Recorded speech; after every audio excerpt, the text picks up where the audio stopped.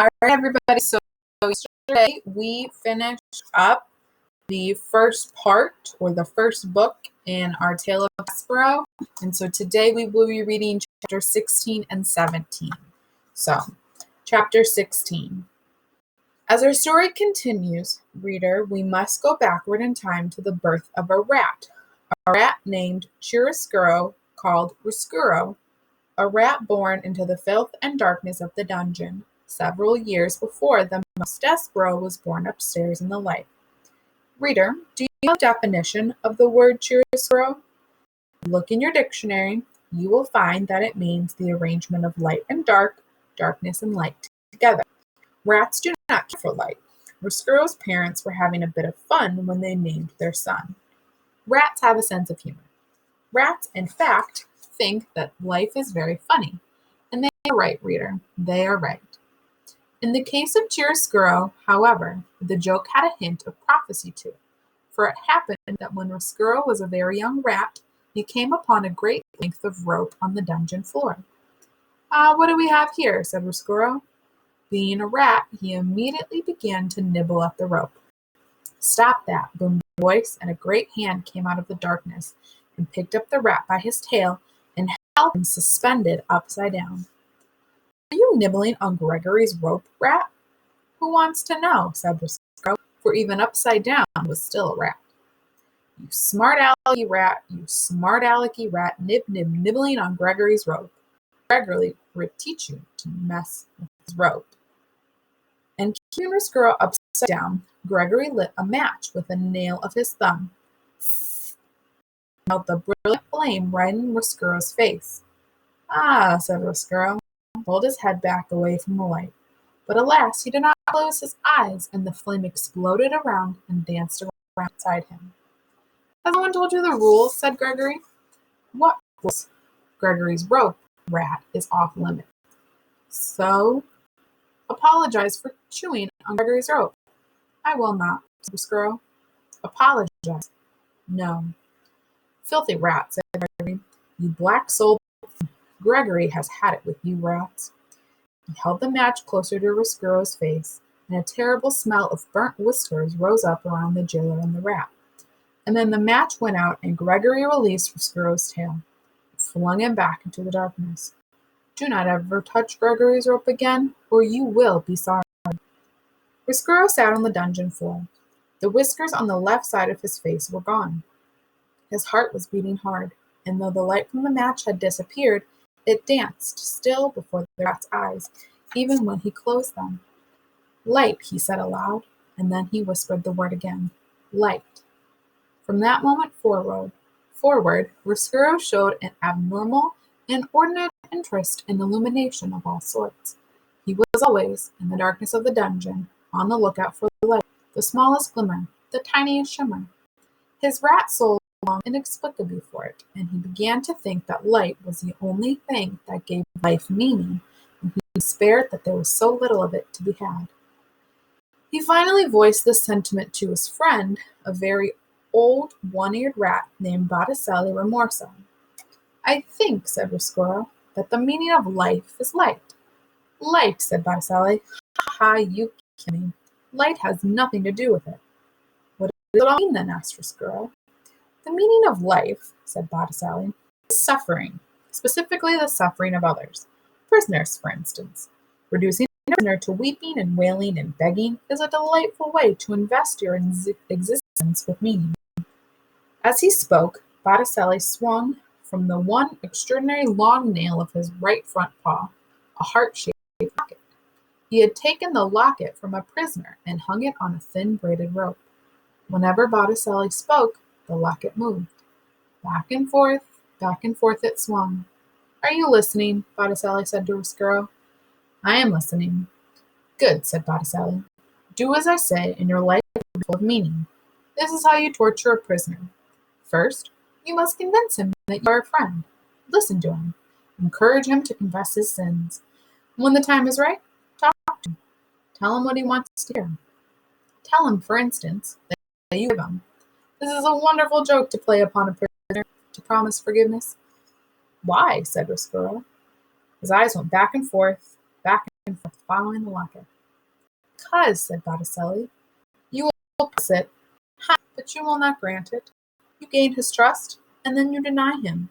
You refuse to offer the very thing he wants. Forgiveness, freedom, friendship, whatever it is that his heart most desires, you withhold." At this point in his lecture, Botticelli laughed so hard that he had to sit down and catch his breath. The locket swayed slowly back and forth, and then stopped altogether. "Ha!" said Botticelli. "Ha, ha, ha! You gain his trust, you refuse him, and ha! You become what he knew you were all along, what you knew you were all along. Not a friend, not a confessor, not a forgiver, but ha! A rat." Botticelli wiped his eyes and shook his head, sighed a sigh of great content. He set the locket in motion again. At this point, it is most effective to run back and forth over the prisoner's feet, inducing a physical terror along with the emotional gain. "Oh," he said, "it is such a lovely game, such a lovely game. And it is just absolutely chock full of meaning." "I would very much like to torture a prisoner," said the girl. "I would like to make someone suffer." "Your time will come," said Botticelli. "Currently, all the prisoners are spoken for, but another prisoner will arrive sooner or later. How do I know this to be true? Because, Roscuro, thankfully, there is evil in the world, and the presence of evil guarantees the existence of prisoners. So soon there will be a prisoner for me?" "Yes," said Botticelli remorselessly. "Yes.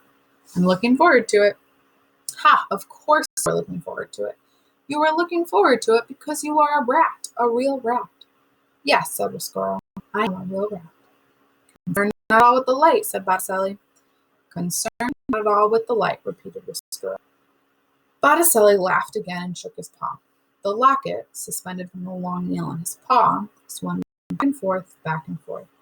"You, my young friend, are a rat. Exactly. Yes.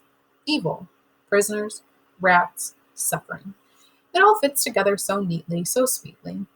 Oh, it is a lovely world, a lovely dark world." And we'll go through chapter 17 as well. Not long after the conversation between Botticelli and Roscuro, a prisoner did arrive.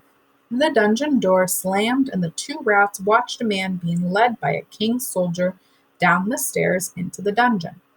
"Excellent," whispered Botticelli. "This one is yours." Roscuro looked at the man closely. "Now he can suffer," he said. But as he stared up at the man, the door to the dungeon was suddenly flung open, and a thick and brilliant shaft of afternoon light cut into the darkness of the dungeon. "Ugh," said Botticelli. He covered his eyes with one paw. Roscuro, however, stared directly into the light. Reader, this is important. Chiaroscuro did not look away. He let the light from the upstairs world enter him and fill him. He gasped aloud with the wonder of it. "Give him the small comforts," shouted a voice at the top of the stairs, and a red cloth was thrown into the light. The cloth hung suspended for a moment, bright red and glowing. And then the door was slammed shut again, and the light disappeared, and the cloth fell to the floor. It was Gregory, the jailer, who bent to pick it up. "Go on," said the old man, and he held out the cloth to the prisoner. "Take it. You'll need every last bit of warmth down here." And so the prisoner took the cloth and draped it around his shoulders as if it were a cloak, and the soldier of the king said, "Right then, Gregory, he's all yours." And the soldier turned and went back up the steps and opened the door to the outside world, and some small light leaked in before he closed the door behind him. "Did you see that?" Roscuro said to Botticelli. "Hideously ugly," said Botticelli. "Ridiculous. What can they possibly mean by letting all of that light in at once? Don't they know this is a dungeon?" "It was beautiful," said Roscuro. "No," said Botticelli, "no." He looked at Roscuro intently. "No, not beautiful, no." "I must see more light. I must see all of it," said Roscuro. "I must go upstairs." Botticelli sighed. "Who cares about the light? Your obsession with it is tiresome. Listen, we are rats. Rats. We do not like light. We are about darkness. We are about suffering." "But," said Roscuro, "upstairs." "No buts," said Botticelli. "No buts. None. Rats do not go upstairs. Upstairs is the domain of mice." He took the locket from around his neck. "What," he said, swinging it back and forth, "is this made of?" "Whiskers." "The whiskers of whom?" "Mice." Exactly. And who lives upstairs? Mice. Exactly. Mice. Botticelli turned his head and spat on the floor. Mice are nothing but little packages of blood and bones, afraid of everything. They are despicable, laughable, the opposite of everything we used to be. Do you want to live in the world? The squirrel looked up, past Botticelli to the delicious sliver of light that shone out from underneath the door. He said nothing. Listen, said Botticelli, this is what you should do. Go and torture the prisoner. Go and take the red cloth from him. The cloth will satisfy your cravings for something from that world. But do not go up into the light. You will regret it. As he spoke, the locket swung back and forth, back and forth. You do not belong in that world. You are a rat. A rat. Say it with me. A rat, said the squirrel. Ah, but you are cheating. You must say, I am a rat, said Botticelli, smiling his slow smile at the squirrel. I am a rat, said the squirrel. Again, said Botticelli, swinging his leg. I am a rat. Exactly, said Botticelli. Rat is a rat is a rat. End of story. World without end. Amen. Yes, said the squirrel. Amen. I am a rat. He closed his eyes. He saw again the red cloth spinning against the backdrop of gold. And he told himself, reader, that it was the cloth that he desired, and not the light. We will continue on Monday with our journey with the squirrel and the tale of Despereaux. You do have some questions on Google Classroom to answer, so make sure you have read or listened to the next two chapters that I did today before you answer those questions.